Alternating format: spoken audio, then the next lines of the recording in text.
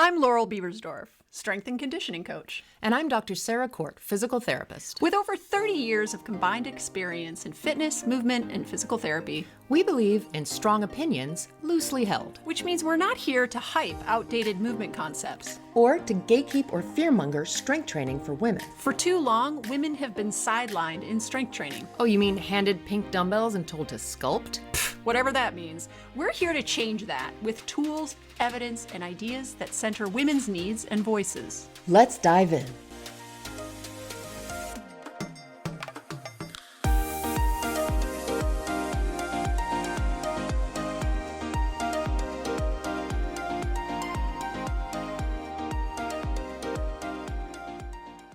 Welcome to the Movement Logic Podcast. My name is Sarah Court, and this is our part 2 today of the interview that Laurel and I did with Dr. Stu Phillips.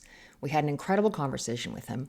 If you have not yet, you should definitely go back and listen to the episode right before this, which was part 1 of our conversation. We had some tech difficulties when we were recording, so we ended up meeting with him twice and then cut the episodes together so that we talk about the same topics together. And so in today's episode, we talked to Dr. Phillips about the recent ACSM Position Stand that came out, which he was one of the authors on. And we also talked to him about protein, that hot nutrition topic of the moment, and whether or not we've all gone a little too far, perhaps, in our protein injecting into literally everything, it seems like. Before we get into that, please, if you are interested in lifting weights and getting stronger, you can get our free barbell mini guide. The link to get it is in the show notes. You get on our mailing list and you get the barbell mini guide. I think it's a pretty good deal. It will take you through all kinds of different lifting techniques, lifting terminology, and the basics of your squat, your deadlift, and your bench press. There's sort of 3 basic lifting movements. You can do the whole thing with just dumbbells if that's what you have. We just like barbells. We think they're easier, frankly, even though other people don't. They look intimidating, but in actual fact, they're not that hard to use. So that's why we use them. But if you don't have them, no problem. You're going to use dumbbells. So feel free to go check that out in the show notes. And please enjoy part 2 of our interview.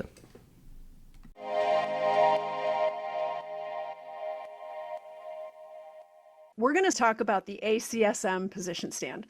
Sure. So for someone whose primary goal is function and independence as they age, how should they think about the difference between training for muscle size versus training for strength versus training for power? Should they be more or less interested in one of those, or should they be equally interested in all of those? What do you think? Yeah, I think that they all matter to some degree. I think that I would go for function over anything. That's ultimately the functional part of things. Is it's underpinned by muscle, but we know that we can get changes in muscular function without necessarily getting changes in muscular mass. And as much as people want to say, muscle is the organ of longevity, and I think it's having a moment right now, and I probably for a large part agree with that assessment. I would say that actually strength is the currency of what your muscle can do, and then power is the other output, would be more important, particularly from a successful aging standpoint. Strength is definitely a coordination issue to do with, if you want to lift heavy things, then practice lifting heavy things. And so we get better at what we practice doing. At the same time, power is the manifestation of strength, but done rapidly. So velocity as the component is really key. And the coaching command for developing power is during the concentric phase. So when you're pushing the barbell or you're pulling it or you're, coming up out of a squat, is to, with intent, move as fast as you're safely able.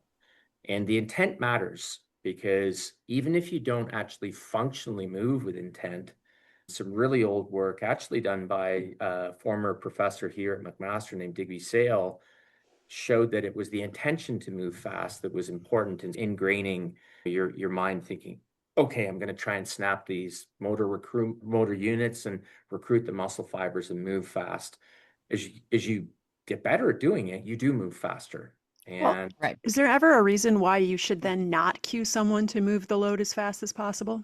well, so the only thing is the velocity component of things puts, I think for older people, can put a bit of a strain on connective tissue, right? So there is a volume of work that I would say that power training, I would say once a week, and then let the system recover and heal and essentially get better for the next time. So Mm-hmm. I don't have an issue with cueing move fast. Mm-hmm. I do think that there's times where it's probably not the best idea to keep doing that. Is age the Um, only factor you're considering there, or are you considering training history as well? yeah, training history is important, but at Mhm. my age and my training history, I do that once a week. I know I couldn't do any more. So I'm So, thinking like if you're lifting weights, yep, okay, and your intention is to lift those weights to build muscle and strength, but yeah, you're just layering in the cue to also try to lift the weight as fast as possible, which I find like if I'm doing a heavy deadlift, if I don't try to lift the weight as fast as possible, I'm probably not going to get it off the ground, kind of a yeah, thing. yeah, So yeah, why yeah. wouldn't you just always be teaching people to try to do that?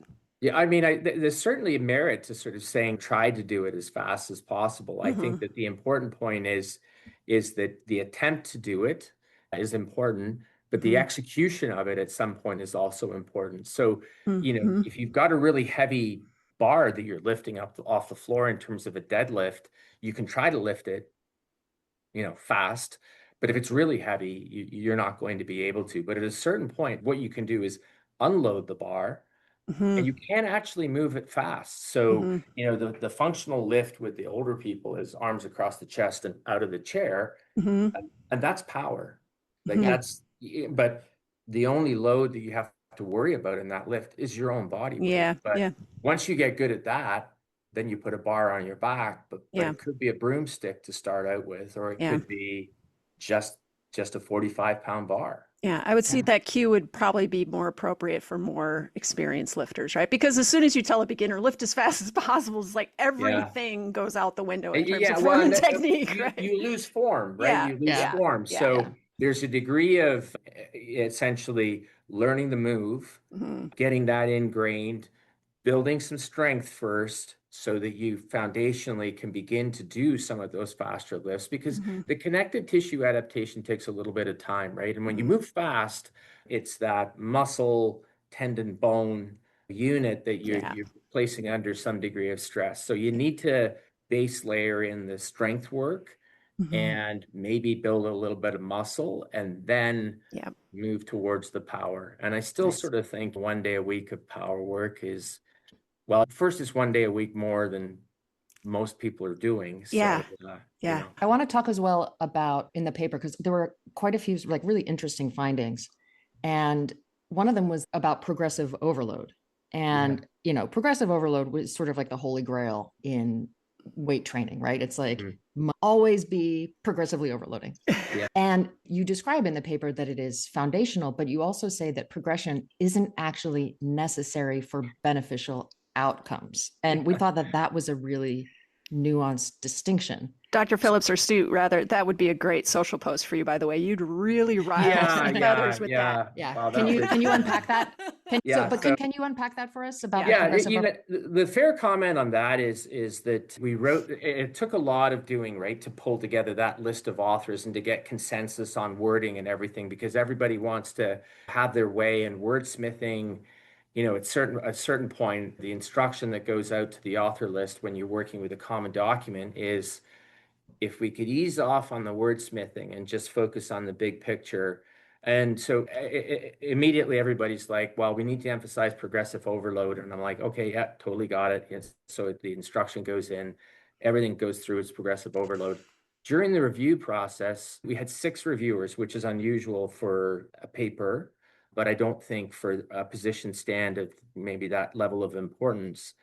And 2 of them pointed out, they said, cite the evidence that shows that progressive overload is necessary. There's that Yeah. word again. And we were like, oh, that shouldn't be too hard to find. And you're like, actually, that's a lot harder than you think.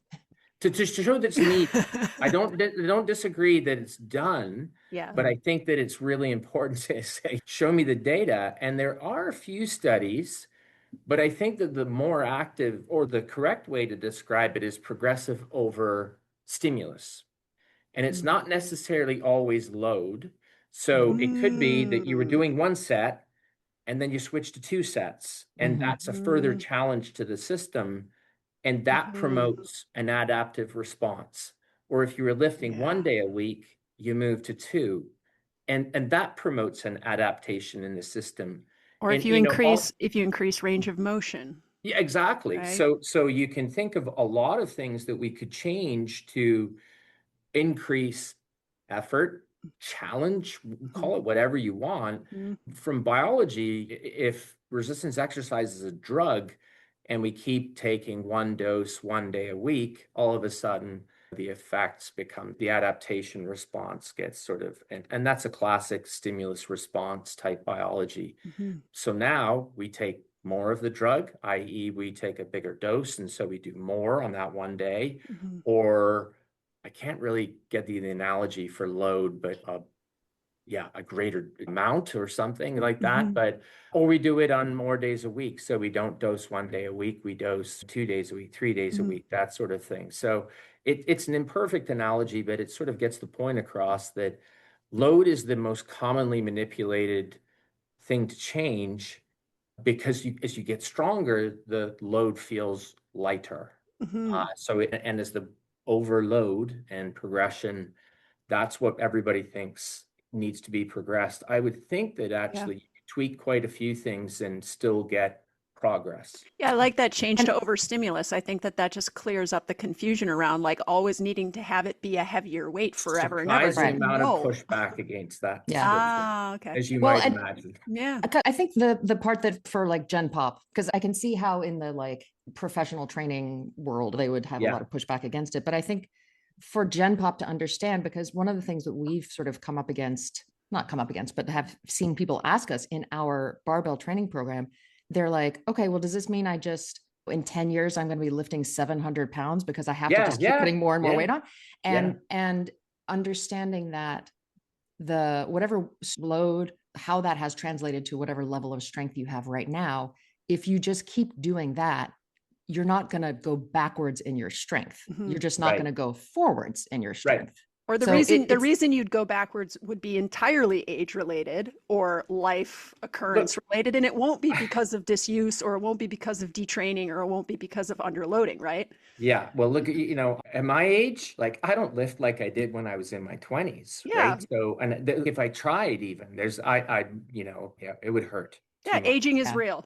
So yeah, the reality is that my event horizon now is not trying to lift what I did in my 20s. It's like I know I'm on this part of the curve, and so it's so to have a slope like this as opposed to a slope like this, right? Yes. yeah, So, yeah, the challenge is relative to what you can do, but it's Yep. also relative to what it is that you want to get out of what it is that you're doing. And the reality is that and I know this is a crummy thing to say, but with strength training and a lot of things in physiology and even lifestyle medicine, where you don't want to be is in the lowest quartile, quintile, tertile, whatever, the lowest 20 to 30%.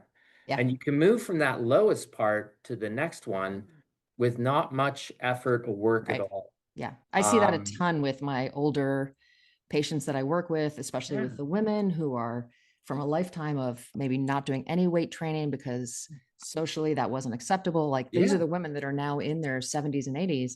And I mean, the variety I see in terms of their just general health and comorbidities based exclusively on how much exercise they're getting yeah, is wild to me. And I hate to be like, who was it in the Greek myth? Cassandra, who's like constantly being like, look out, things keep an eye out, the war is coming. Like, I hate to be yeah, that yeah, yeah, person. yeah, But Yeah. at the yeah, same time, I kind of feel like I need to be that person. Like, Mhm. look out, folks, because it's either going to look like this or it's going to look like this. And it's Yeah. entirely up to you. Right.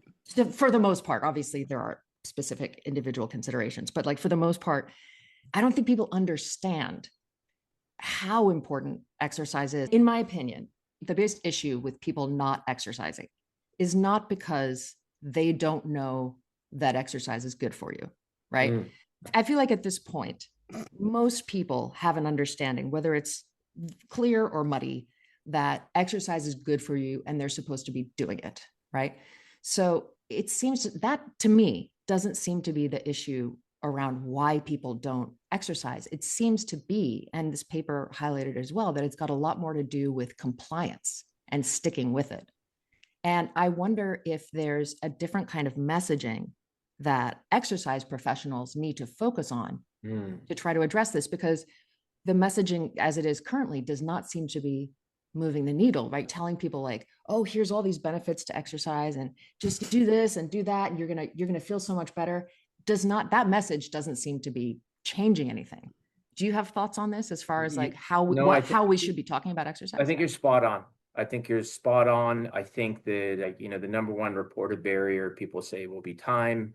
But the truth is, my interpretation of that is that you don't value the activity enough to make time to do it. Hmm. Yeah. And maybe in all of the physiologists, saying 150 minutes a week and 2 weeks, people are just like, whatever, like, I don't have that time. Yeah. I'm not Yeah. overly motivated to do this. So the pragmatic me says, first, you have to find something that you enjoy doing.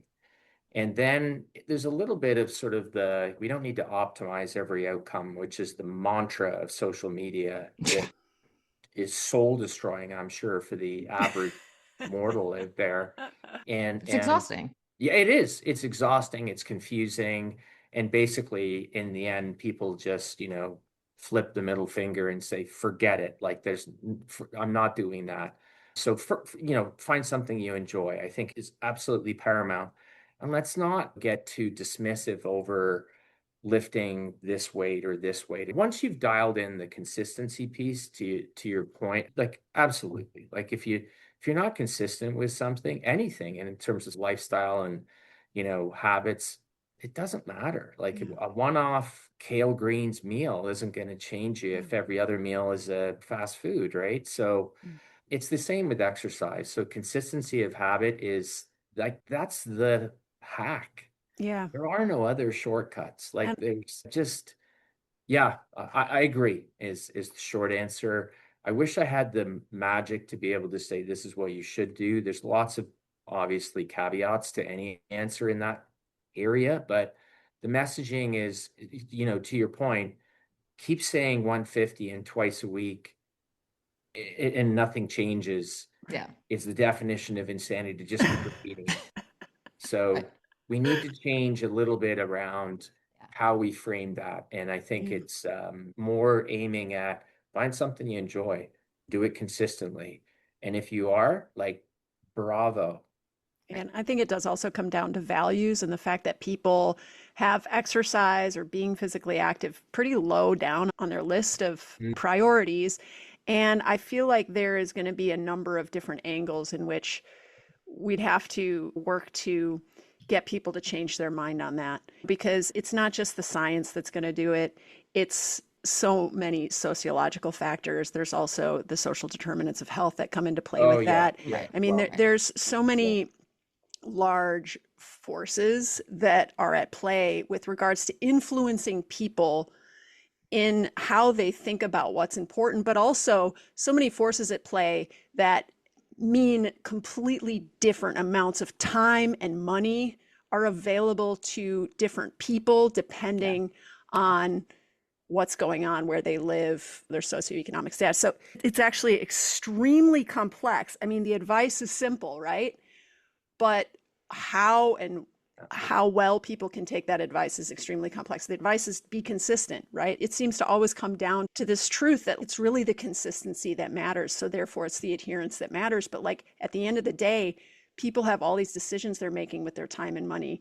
And for some reason, and for many reasons, and for very large, powerful reasons, people aren't choosing exercise, right? Yeah. Yeah. Right. Right. And I don't know what the answer is. I mean, a lot of people will point out is that we have so many good medicines for this, and this. Yeah. And I'm like, that's true. But is the idea that you live longer, but you live the last 20 plus years of your life in poor health, or Yeah. you'd rather live it in good health? And Yeah. and that's where the exercise picture pays dividends. It's almost embarrassing to talk about how good it is for you, but Yeah. people prioritizing that and the doing of it, spot on. Yeah, means, opportunity, physical environment, income, like all so many things beyond just, just get out there and do it. Yeah. Yeah. So And you can't take a pill to make your muscles stronger, right? no, No, You no, can't take a yeah. pill to improve your aerobic endurance, right? no. You actually have to engage in exercise. So that's going to You actually require that have you to set do it. aside time I and that you know, I actually do know. it. That Yeah. that's the hack right Yeah. there. Yeah. Yeah. Yeah. Yeah. Maybe that's how we have to message. We start talking about exercise as a life hack. Yeah. Yeah. If Yeah. because you know what I mean? Like people love hacks. So like here's a hack. Go take a walk. All um, right, But cool. it's, what do you mean it's a hack? Like you got to do something. And I'm like, yeah, Yeah. there you go. that's it. Yeah. Exactly. The ACSM paper was a somewhat strong endorsement for power training, training Mhm. the capacity of power that is not Yep. powerlifting, right? And while we see Right. a few accounts in the algorithm on Instagram that we're looking at that encourage velocity specific or higher velocity training for older Yeah. adults, power training, we don't see it as being as mainstream of an exercise prescription or a type of exercise like Mhm. aimed at older people. So we Yeah. were wondering, do you feel that the ACSM was an endorsement for power training? And if so, why? And if not, why? And then why do you think that power or working on power gets less attention in the mainstream, especially for older folks? Yeah. So a few things to unpack there. I mean, so the ACSM position stand yields to the evidence, right? I mean, it's not like we endorsed as much as I would say that's what the evidence showed, Yeah. and we just explained that's what the evidence is. I think the power signal comes out pretty clearly. And I think the gap to be filled is whether the in-lab studies, i.e., train for power, you get better at doing power, Mm-hmm. which is the strong signal that you see, translates over into the functional outcomes, which we do see in certain circumstances, and then the sort of real world application, which a lot of people will argue things that become issues for older people, a fall, as an example, you trip, and then that quick motion you have to make to correct that trip, that's a power Yeah. maneuver.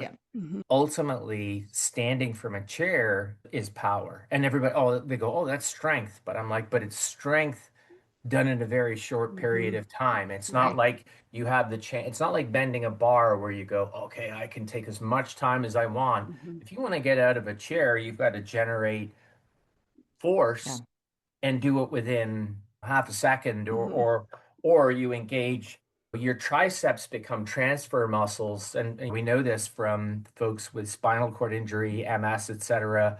Their legs might be weak, but if they've got a pretty good upper body, these are what they use to get. And so, but remove that, and then it becomes an issue. So I think that power at later stages of life definitely becomes probably a more so, or I don't know if it's more, the signal is definitely clearer. Mm-hmm. And so it's not that strength doesn't matter, Mm-hmm. but strength applied quickly. Yeah, and to distinguish it from power training. And this is the pushback I get from a lot of coaches. They're like, oh, there's no way I would have an older person do a power lift. And I'm like, okay, well, so let's be clear, power lifting, Right. even Yeah. though the word is It's power very lifting, confusing. it's Yeah. sometimes So slow, unfortunate. right? Yeah. It's really heavy. Yeah. You see people pick a bar off, like do a deadlift, and they go, this is powerlifting. I'm like, absolutely. But it's not actually lifting with power because it's Yeah. done very slowly, Yeah. but very high forces. And I mean, and that's the, not to get too technical, but at the lowest weight, which would be sort of your body weight, that's when you can move the fastest. At the heaviest weight, that's actually when you have to move slowly. Yeah. Mm-hmm. That's power as a product of force times velocity is actually optimized at this sort of range where the load is not high, so you can move it fast. And in doing so, you develop power. So that's the type of exercise that we're talking about. So the load is necessarily actually quite low. Is an endorsement, the signal comes out. The evidence is relatively clear and relatively clean. What it means in terms of real world, we don't have a lot of trials. We don't have a lot of power Mm. training trials and showing outcomes like reduce falls and these sorts of things. We Yeah. have a few, but they're pretty clean. And so I have to be honest here is that the way that we design in our facility and in our studies, we don't actually focus on power, but I'm beginning to become more convinced that it's probably important. Mm-hmm. And so I think that it probably deserves a little bit more attention. The Mm-hmm. fundamental basis before you do anything to do with velocity, however, you have to develop strength and Yeah. you have to develop stability and you have to develop. So the core part of building up to power training is not to tomorrow start throwing stuff around really, really fast, but is Mm-hmm. actually to do the strength work first, Yeah. to get a good base, to be stable, to then move into power training. And Yeah. let's face it, power training, when you move fast, it puts some stress on joints. It puts Mm. some stress on ligaments and tendons. So you can't do it all the time. It Yeah. can't be every session is a power Right. session. I would say sort of once a week for older folks. But yeah, we dedicated a whole issue in the ACSM Health and Fitness Journal to power. Yeah. And I think it would be fair to say that if you read those, and I can send you the links and everything, Yes, they're all please. open Yeah. access. People would get a pretty good kind of, I'll call it indoctrination, but yeah, like a good backgrounder in developing power and how to do it practically. It's not Mm-hmm. Olympic lifting, it's not Yeah. power lifting, it's moving generally lighter loads with the intent to move them fast. Cool. Do you think part of the problem with or why trainers might be resistant or Gen Pop might be resistant is that we don't understand that something like a sit to stand getting out of a chair involves power. We just think it's like box Yeah, jumps and Olympic lifting and like yeah, for somebody else to work on, right? For yeah, young athletic people to work Yeah. on, but yeah. not understanding that there's, as with all exercise, there's ways to regress it and make Mm-hmm. it viable. I just saw a post of a friend of ours, Caitlin Casella, doing what she kind of jokingly called it a box jump, but with an Mm, 80-year-old patient. And the patient was jumping onto like a big plate, like a 35-pound plate. So mhm. obviously it's not a box, right? But it's No. like, well, yeah, if you want to get this person the capacity to do something like that potentially, we have to, I mean, I think people understand that's not something you go from 0 to 100, but I don't think people understand that there are steps along the way, or they don't maybe see, it hasn't been communicated that there is importance to, and it's something that's important for people to work on these steps along the way. Yeah, absolutely. I think you're spot on. I mean, I don't think that there's been enough identification of what power is. And as you say, like I think people go, "Oh, that's strength." And I'm like, "Yeah, it is. You can't be powerful without being strong. Like you have to have a degree of the generating force, but the idea is to do it quickly." The easiest way to try and explain it to people is to say, the biggest functional test for an older person in my city in downtown is to move across an intersection while the walk person is lit up before the hand comes up, Yeah. right? And people go, yeah, yeah, that's a big deal. And I'm like, it absolutely is, right? Mm-hmm. To do it within the time it takes to do that, you have to move fast. And they go, yeah, yeah, yeah. And I'm like, so that's velocity Mm-hmm. and force. You need to be able to walk. I'm like, and they go, yeah. And I'm like, that's power. Mm-hmm. And yes, it's walking power. And I get it. It's not lifting power per se, but ask an older person Yeah, about who you don't want to be is you kind of don't want to be the slowest person, right? Yeah. totally. And the ability to do a few things is really a manifestation of power as much as it is of strength. But you can't have one without the other. It's Yeah. hard to be powerful and not be strong, and vice versa, right? But loads for power are low. Yeah, I mean that's the easiest way to do it. I think Yeah.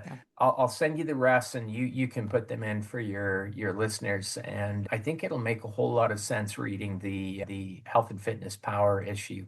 Uh, Yeah. pretty good Yeah. job. I have just a small wonky question about a little sentence in the ACSM that Oh boy. specified that actually jumping is not power.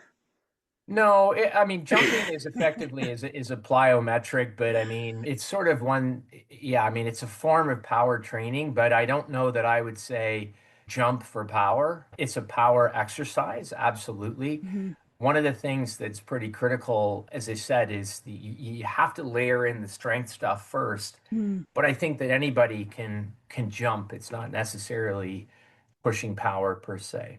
Is it because the supposedly body weight is too light of a load and therefore we're actually dealing more in the realms of contraction velocity and speed on that curve? Or is Yeah, it, like it's definitely down the low end, but it's uh-huh. the most functional end for some folks, particularly Mhm. as they get older, right? Mhm. So I would, maybe I would quibble with the sentence. It's Yeah, hard to go back because and the read parts of it that you think, why did we write it that way? And to remember that there were 13 authors on there, right. all Right.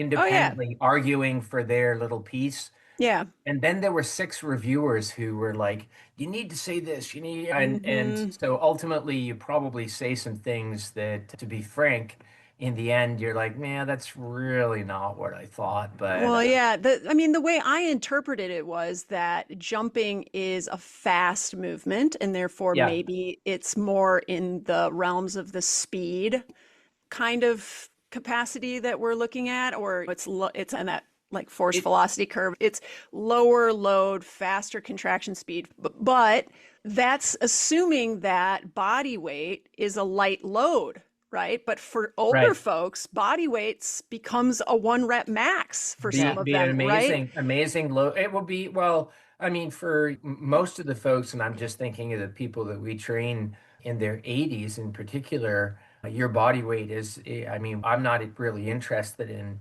getting to do a hex bar lift or put a buck 35 on their shoulders. I could care less. I mean, it's body weight that they really care about. So I think in that sense, you're probably right, Laurel. Like, I'm thinking that for some people, like, it's not that big of a load. And so it's really down the very light end of things, but it's Right. functionally relevant.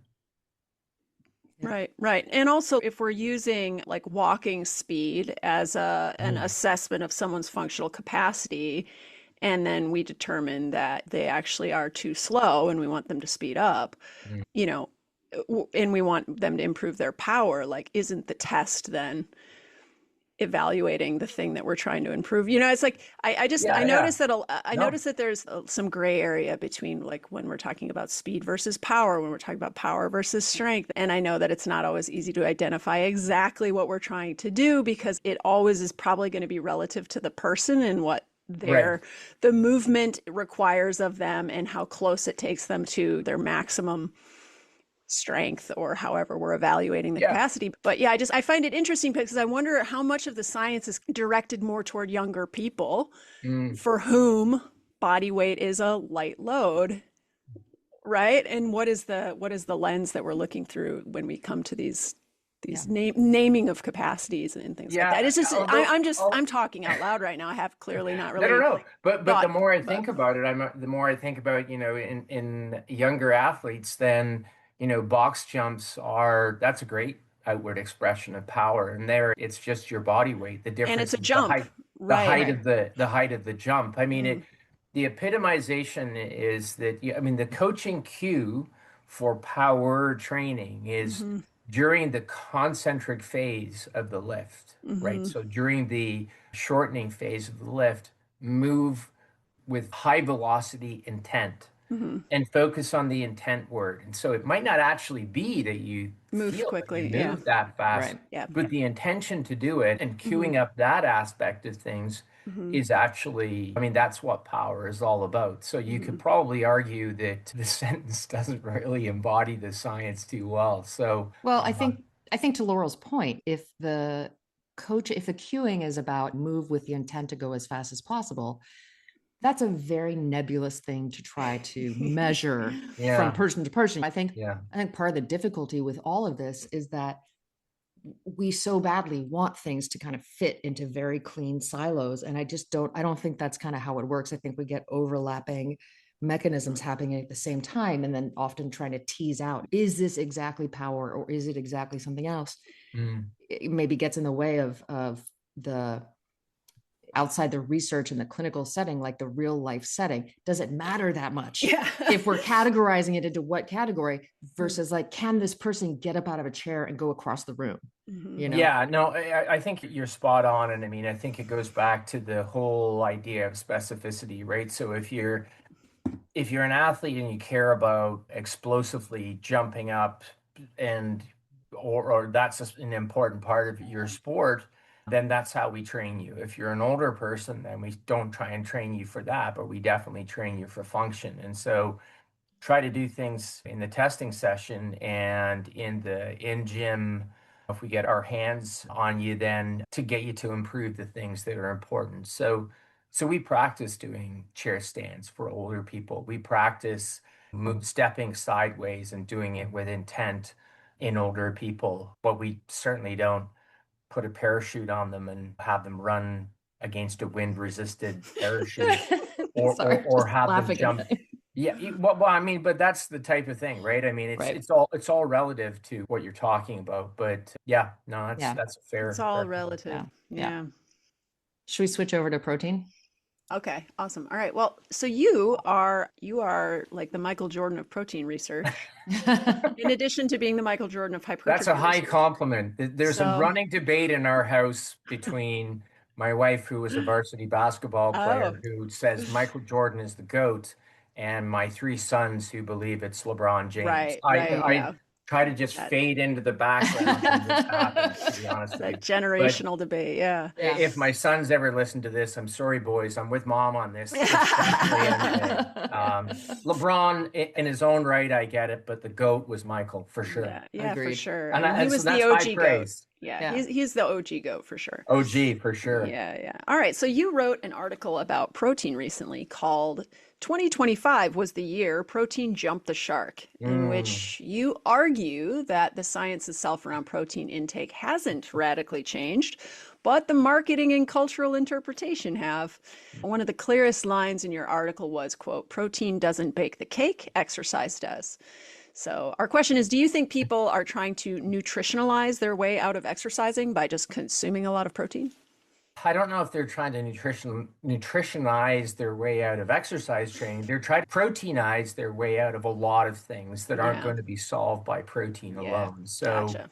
the article was it's somewhat cathartic to write, but at the same time, implicit in there is that I'm kind of happy to see that the mainstream slash regular folks are beginning to appreciate the message that, and it's not just would be disingenuous to say it was, oh, Stu Phillips led the charge for more protein.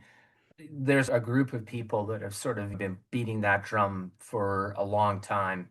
And in the vein of it takes 17, 18, 20 plus years to see a message finally find its way into more public health, that's about how long it's taken. So message received, good.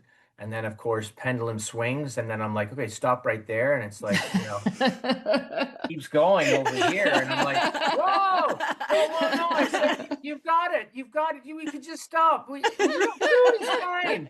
Oh, protein Pop-Tarts, and I'm like, oh yeah, Yeah. protein water. And I'm like, Yeah. and somebody showed me protein gum the other day, and I'm like, how is that even a thing? Right. Protein gum. That's hilarious. I know. Oh my Yeah. God. Yeah. And we're seeing as well, Laurel and I in particular deal with, or our audience rather, is typically sort of like menopausal women, pre, post, peri kind of thing. And we're seeing also like a huge push for ultra high protein intake in menopausal women. Is this evidence-based? Is it partially evidence-based? Is it 100% marketing and just something that like people who are now selling supplements to menopausal women are just, it's like one more thing they can sell them? What's your thoughts on that? Yeah, it's probably, if there's a D answer, it's kind of all of the above, right? So I do think that when we look at the studies that we've done, and we do have a big trial in perimenopausal women going right now, women consume less protein than men. I think that across the board, it doesn't really matter, regardless of age. And, that's sort of an alarm bell for some people to say, oh, well, women aren't getting enough. And again, moving into older women, so not your age group, but 60s, 70s and beyond, that's the group that I worry about Mhm. more than any other, to be honest with you. So you're in older age, and so really you're going to be losing muscle anyway. More protein would probably be beneficial. That group of women are the group of women who I really feel could benefit from more protein. I'd much rather that they exercise and lift some weights. I think that that's a de rigueur answer. But in fairness, push it back a few years and say, are perimenopausal women in this sort of protein deficient state for which they require specific advice to consume more protein? And the answer is no. Like I'm hard pressed. In fact, I rolled this over in different ways to think, what would it be about going through perimenopause that would mean that you would need more protein? Mhm. And the reality is that the loss of, a woman's menstrual cycle actually means that she's conserving protein Mm. and, Right. and not giving it up. But I mean, one of the Mhm. reasons why younger women need more iron, need more protein, because they have a menstrual cycle. They're Yeah. they're basically energetically and if, pregnancy, lactation, those are bona fide states of requiring more protein. Mhm. I've heard it said that this anabolic resistance, which is a term, frankly, that we invented along with Mike Rennie, who's a former colleague. So it's odd to get it thrown back in your face to Mm. say these women are anabolically resistant and so they need more protein. And the truth is that it's the muscle that's anabolically resistant. So trying to throw more and more and more protein at something that's saying, well, I'm not using that, it's like trying to drive a nail into a rock. Hmm. Yeah. And so bigger nail, bigger hammer, still a rock. Mhm. Yeah.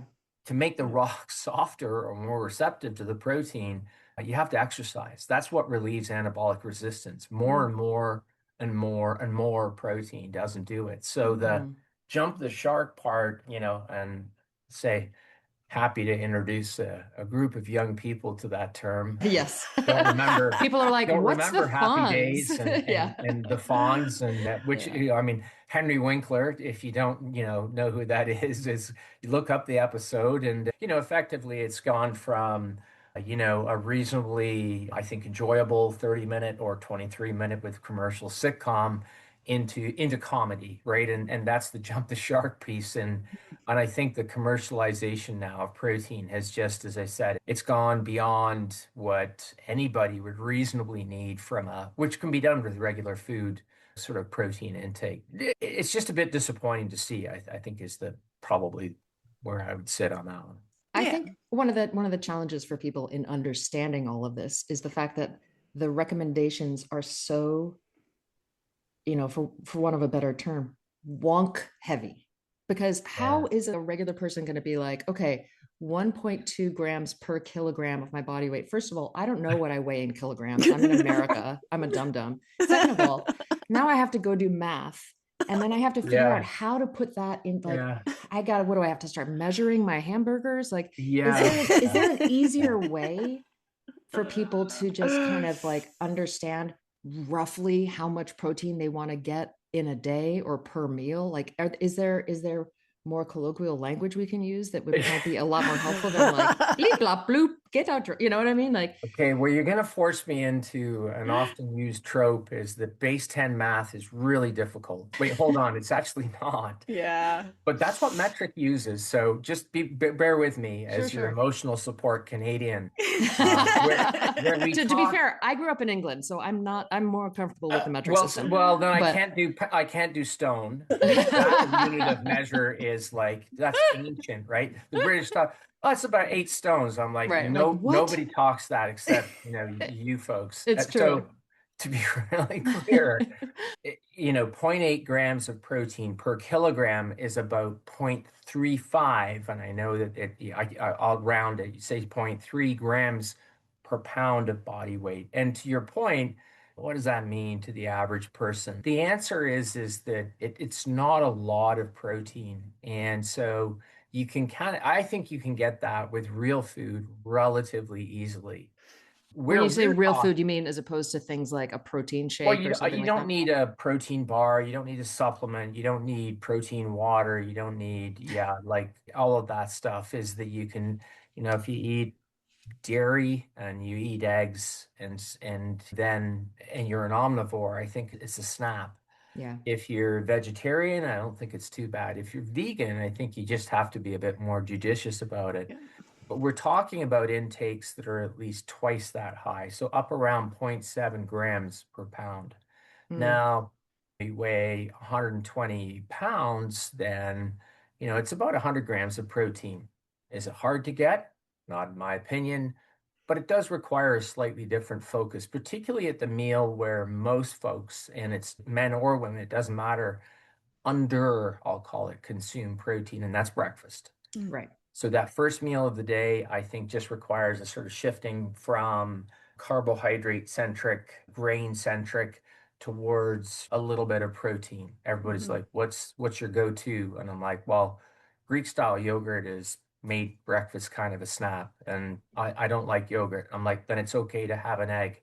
I'm like, oh, I thought eggs had cholesterol. That was going to kill you. I'm like, nope, they're off the dirt list. It's okay to eat an egg. And besides, dairy has a lot of high quality protein. Oh, I'm lactose intolerant. I'm like, plenty of dairy alternatives. Soy beverage, soy milk, whatever you want to call it. Very good protein, very high quality. Then everybody says, "Oh, well, what about oat milk?" And I'm like, "Oat milk, not so much because Yeah. it's Yeah. low in protein, right? Yeah. It's actually oat beverage, I think would be much more appropriate. So you just have to kind of read the label a little bit Mhm. and think a little bit more about protein than you do about carbohydrates at breakfast. And that would be the one meal that if anybody could kind of tweak and say, let's turn up the protein in that, it would be the one that I would target for sure. Cool. Cool. Well, I think that's it from Yeah. us. Thank you so much My for coming pleasure. back. We really Yes. appreciate it. And we don't want to take up any more of your No, time. you're very welcome. Look, I do these because I think it's really important. In Canada, there are no private universities, so everything is a public institution, and I think it's really important I'm not like I'm effectively a civil servant. My salary is paid by taxpayers for a Mhm. large part. Mhm. So I think it's really important that I try and do some sort of public facing stuff. So thank you for the platform. And Mhm. I'll say this and sincerely, you guys do a great job. You say and do a lot of the things that honestly I kind of wish I could do because I fucking love your reference. I'm not gonna Oh. lie. I love that you're like this person here, and I'm like, go, go, go. And I know I hate to say that because everybody goes, well, you got to keep it professional. And I'm like, Right. Yeah. so just a confession. I also grew up in the UK, Sarah, and I'm a Oh, rugby interesting. Yeah. player Oh, by you are? nature. Yeah, and an ice hockey guy. So Nice. you can't take that out of me. So actually, if I could drop F bombs everywhere, I kind of would. I know we're lucky. We kind of live in this in between space where we can Yeah. get away with a lot of things You that you you keep it real Yeah. and just sincerely, you're a pleasure to follow and listen, and I always really enjoy your guys' posts. They're great. So Yeah. keep up the good thank you. work. Thank Thank Okay, you very guys. much. Thank you. You're very Appreciate it. welcome. We You're really very appreciate welcome. it. Take care. Have a Guys, great Thanks. weekend. take You care. too. Bye-bye. Bye-bye.